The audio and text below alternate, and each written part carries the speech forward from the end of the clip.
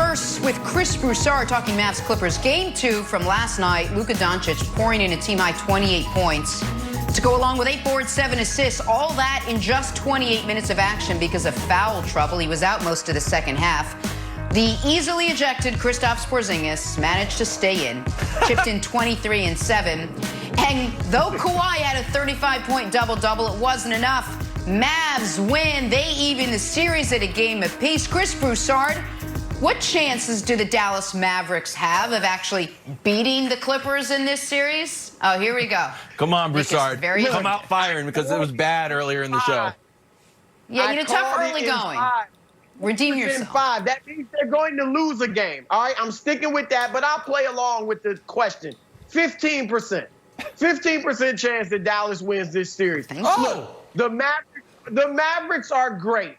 All right, I said, Nick will attest to this. I said a few days on the show, days ago, that in 2 years they will be a legitimate title contender. I may have to amend that to next year. Next year that they'll be able to maybe win the championship. So they are legit.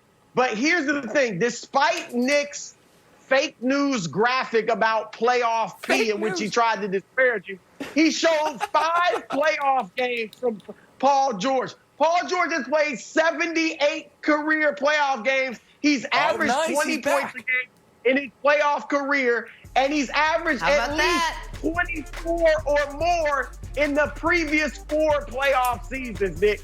27 or more in 3 of those last 4. So stop it with the fake news graphic, all right? Paul George will show up. The Clippers will lock in. Dallas has their attention.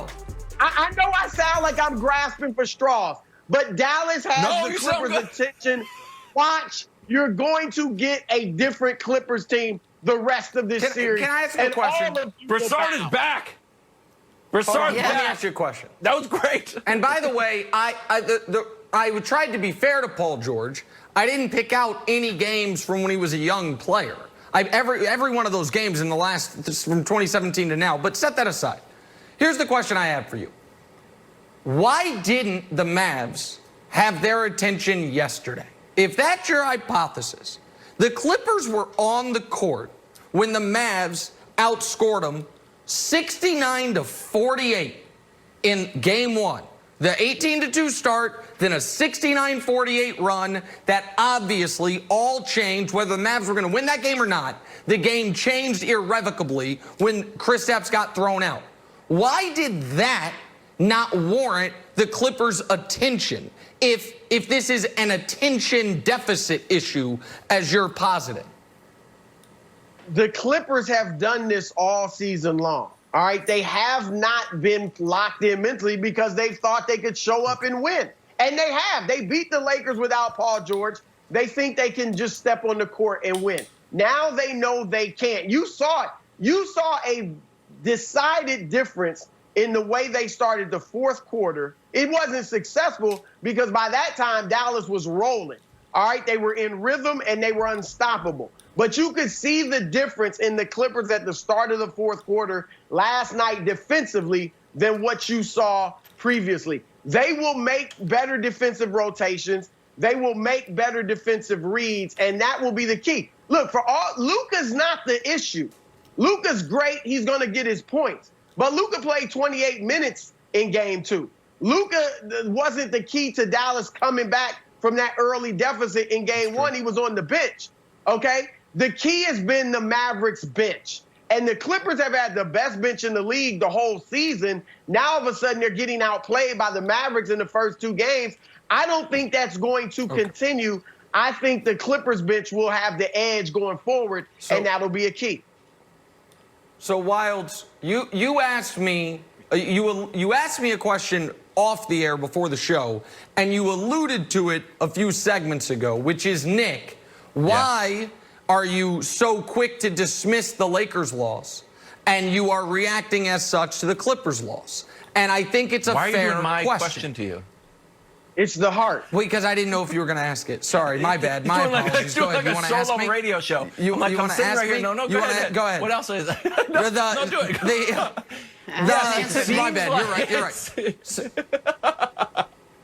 It seems like Go ahead, Wilds. what's happening to Ask the it again. Clippers is exactly what's happening to the Lakers, and you have a totally different answer for when the Lakers lose than when the Clippers lose. That's my question to you, Nick, but you can reframe it wherever you would like.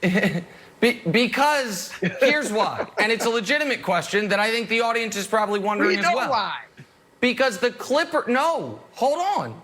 It's because what we're seeing right now, is not a reaction to one game.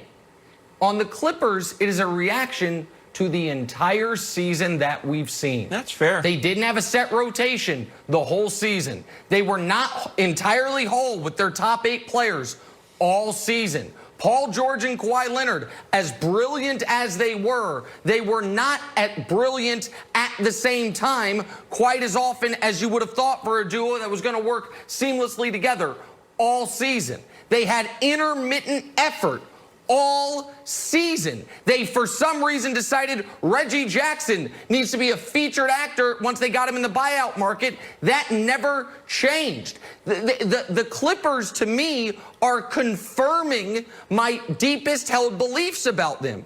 The Lakers, on the other hand, were the best team in the West all year. Broussard can hold on to. The Clippers beat them without Paul George. It's the first game of the season.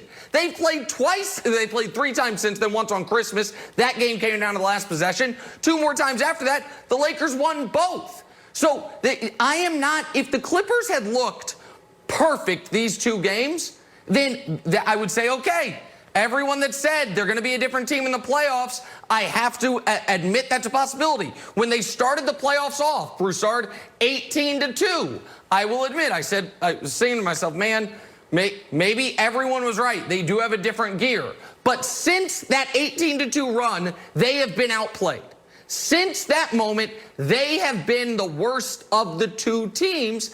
And so it's not like they're the Warriors in 2018, where it's like, okay, they're sleepwalking, but we know they're champions. We know they're overly talented. We know they can win a title together. I just don't know, Chris, where this overwhelming confidence is coming from on behalf of a team that has done nothing together. Nothing.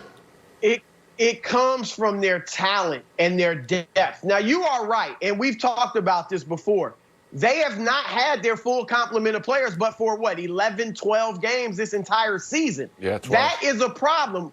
Denver, in the second round, if that's who they play, Denver has the same issue, but I didn't think we'd see it be a problem against Dallas. But yes, there is certainly some chemistry issues. Like I said, they're playing too much isolation basketball rather than moving that. And defensively, they're missing reads.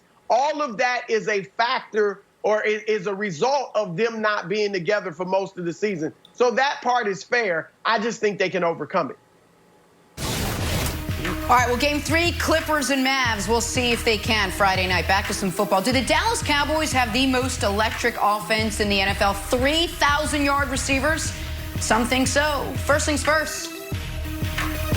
Sorry about that, Wilds. I screwed that